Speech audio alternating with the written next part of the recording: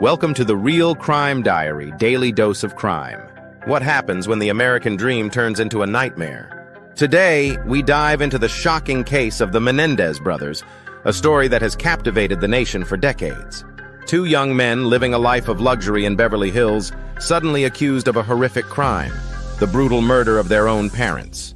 But what could drive sons to commit such an unthinkable act? Was it greed, revenge, or something far more sinister? As we unravel this twisted tale, we'll explore the dark secrets that lay hidden behind the facade of a perfect family. What really happened on that fateful night in August 1989? And how has new evidence decades later threatened to turn this case on its head? Stay tuned as we delve into one of the most controversial and perplexing cases in American criminal history. Picture this. It's a quiet Sunday evening in Beverly Hills, August 20th, 1989. The luxurious mansion of Jose and Kitty Menendez stands silent, but that peace is about to be shattered forever. As night falls, gunshots ring out. Jose and Kitty Menendez are brutally murdered, shot multiple times at close range with a shotgun in their own family room. The violence is shocking, even for a town accustomed to Hollywood drama. Minutes later, a frantic 911 call breaks the eerie silence. It's 21-year-old Lyle Menendez, his voice trembling as he screams, "Someone killed my parents!" When police arrive, they find Lyle and his 18-year-old brother Eric in a state of apparent distress. The brothers claim they returned home to find this gruesome scene. At first, investigators consider the possibility of a mob hit, given Jose's high-profile position in the entertainment industry. But as they dig deeper, suspicion begins to fall on the two young men who should be grieving sons, but whose behavior raises alarming questions. Little do the detectives know, they're about to unravel a case that will captivate and disturb the nation for decades to come. In the wake of Jose and Kitty Menendez's brutal murders, investigators found themselves facing a perplexing case. Initially, they explored potential connections to Jose's business dealings in the film industry. However, their focus soon shifted to an unexpected direction: the victims' own sons, Lyle and Eric Menendez. What raised eyebrows was the brothers' behavior following their parents' deaths. Instead of grieving, they embarked on a spending spree that would make even the most extravagant socialites blush. Rolex watches, luxury real estate, and business investments. The Menendez brothers seemed to be living it up on their inherited fortune. But it wasn't until March 1990 that the case took a dramatic turn. A tip from an unlikely source landed on investigators' desks. Judalyn Smith, the girlfriend of the brothers' psychologist, came forward with explosive information. She claimed that Lyle and Eric had confessed to the murders during therapy sessions. Even more shockingly, there was allegedly an audio-taped recording of this confession. This revelation was the break investigators had been waiting for. Within days, on March 8th, Beverly Hills police arrested Lyle Menendez outside the very mansion where his parents had been killed. Eric, who had been playing tennis in Israel, surrendered 2 days later at Los Angeles International Airport. The arrests of Lyle and Eric Menendez sent shockwaves through Beverly Hills and beyond. What had begun as a puzzling double homicide was now poised to become one of the most sensational and closely watched trials in American history. The stage was set for a courtroom drama that would captivate the nation and raise difficult questions about family, abuse, and justice. July 1993 marked the beginning of one of the most sensational trials in American history. The Menendez brothers, Lyle and Eric, faced the possibility of the death penalty as they stood accused of murdering their wealthy parents in cold blood. But the defense had a shocking strategy. They claimed the brothers acted in self-defense, driven by years of horrific abuse at the hands of their parents. As the trial unfolded, the courtroom was gripped by the brothers' harrowing testimonies. Lyle, the older brother, took the stand first. His voice trembling, he described years of sexual abuse by both his mother and father, starting when he was just 6 years old. The courtroom fell silent as he recounted the traumatic experiences that haunted his childhood. Then came Eric's turn. The younger Menendez brother painted an even more disturbing picture. Unlike Lyle, who said the abuse stopped when he was 8, Eric testified that for him, it never ended. He revealed that he had finally confided in Lyle just days before the fatal night, at the age of 18. The brothers claimed that when Lyle confronted their parents, tensions escalated rapidly. They testified that they genuinely believed their parents were going to kill them to keep the family's dark secrets buried forever. As weeks turned into months, the jury struggled with the weight of the evidence and the brothers' emotional testimonies. The nation watched, divided as the trial stretched on. Finally, after lengthy deliberations, both juries declared they were hopelessly deadlocked. The judge had no choice but to declare a mistrial, setting the stage for an even more dramatic second act in this real-life tragedy. As the dust settled from the first trial's mistrial, prosecutors regrouped and came back with a vengeance in October 1995. This time, they were determined to paint Lyle and Eric Menendez as cold-blooded killers, motivated by nothing more than greed and a lust for their parents' wealth. The prosecution's strategy shifted dramatically. Gone were the considerations of abuse and self-defense. Instead, they focused on what they called the abuse excuse, arguing that the brothers' claims were nothing more than elaborate lies concocted to save their own skins. This time, the courtroom atmosphere was different. Only one jury would decide the fate of both brothers, and the prosecution successfully objected to much of the defense's evidence. Lyle Menendez, who had taken the stand in the first trial, now remained silent. The state hammered home the brutality of the crime, presenting graphic evidence that left little to the imagination. They argued that the premeditated nature of the murders, including the purchase of shotguns days before the killings, proved this was no act of self-defense, but a calculated execution. After days of deliberation, the jury reached their verdict. Lyle and Eric Menendez were found guilty of first-degree murder. The sentence came swiftly and decisively, life in prison without the possibility of parole.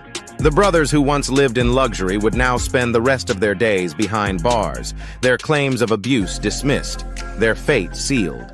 Just when we thought the Menendez case was closed for good, a stunning development has emerged. Almost 3 decades after their conviction, new evidence has come to light that could potentially reopen this infamous case. At the center of this revelation is a letter, allegedly written by Eric Menendez to his cousin Andy Cano in December 1988, just 8 months before the murders. The contents of this letter are chilling. Eric writes, "I've been trying to avoid Dad. It's still happening, Andy, but it's worse for me now. Every night I stay up thinking he might come in." These words seem to corroborate the brothers' long-standing claims of abuse at the hands of their father. But that's not all. A new witness has stepped forward with a sworn affidavit that adds another layer to this complex case. Roy Rossello, a former member of the Puerto Rican boy band Menudo, alleges that he too was sexually abused by Jose Menendez in the early 1980s. At the time, Jose was an executive at RCA Records, which had signed Menudo to a recording contract. These new pieces of evidence have reignited the debate surrounding the Menendez brothers' claims. Could it be that their allegations of abuse, which were largely dismissed during their second trial, were true all along? If so, how might this change our understanding of their actions on that fateful night in 1989? As we delve deeper into these new developments, we're left to wonder, could this be the key to unlocking a different version of events? One that might reshape our entire perspective on this notorious case? As we stand at this critical juncture in the Menendez case, the future hangs in the balance. The emergence of new evidence has reignited the debate surrounding one of America's most notorious crimes. Will this be the turning point the Menendez brothers have been waiting for? The judge's ruling on this new evidence could potentially rewrite the narrative we've known for decades. If the convictions are vacated, it would open the door to a possible retrial, throwing the case back into the spotlight after nearly 30 years. The letter allegedly written by Eric Menendez to his cousin, detailing the abuse he suffered, and the testimony of Roy Rossello, who claims he was also abused by Jose Menendez, could provide the corroboration that was missing in the original trials. If deemed credible, this evidence might lend weight to the brothers' long-standing claims of abuse and self-defense. However, the path to potential exoneration is far from straightforward. The prosecution will undoubtedly challenge the authenticity and relevance of this new evidence. They may argue that even if abuse occurred, it doesn't justify the brutal murders of Jose and Kitty Menendez. As we await the decision, one can't help but wonder about the broader implications. If the Menendez brothers are granted a new trial, how might it impact our understanding of abuse, trauma, and criminal justice? Could it set a precedent for similar cases? The outcome of this latest development could indeed rewrite a significant chapter in one of America's most infamous crime stories. Whether it will lead to the justice the Menendez brothers claim they've been seeking remains to be seen.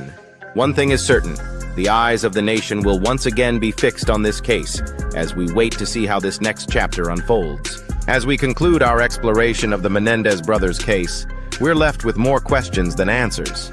This twisted tale of family, abuse, and murder continues to challenge our understanding of justice and the intricate dynamics within families. The emergence of new evidence decades after the conviction forces us to confront uncomfortable truths. Could our initial judgments have been hasty? Were we too quick to dismiss the brothers' claims of abuse? As we await the judge's decision on this new information, we're compelled to reflect on the nature of truth and how it can shift over time. The Menendez case serves as a stark reminder that even in seemingly clear-cut situations, there may be layers of complexity we've yet to uncover. So, as we sign off today, I leave you with this thought. In light of these new developments, how might our perspective on this notorious case change? And more broadly, how does this impact our view of justice and the legal system as a whole?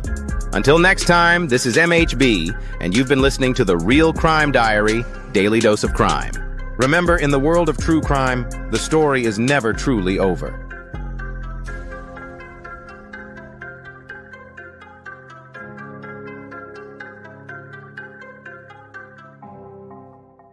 Power, Pleasure, and Pain. A study of abuse through time. This book provides a detailed examination of how sexual violence and power dynamics have manifested across different historical periods, from ancient civilizations to the modern era. It explores how figures in positions of power used their influence to manipulate and exploit others, showing that the patterns of abuse we see today have deep historical roots. Many people struggle to grasp why abuse of power, particularly sexual violence, persists in modern society. By connecting historical events with contemporary cases, the book offers crucial insights into why such behaviors remain prevalent. The book analyzes infamous cases such as those of Harvey Weinstein, R. Kelly, and Dominique Pellicotte, drawing parallels between them and historical figures. This section highlights how the systemic abuse seen in recent times is not a new phenomenon, but part of an ongoing cultural issue.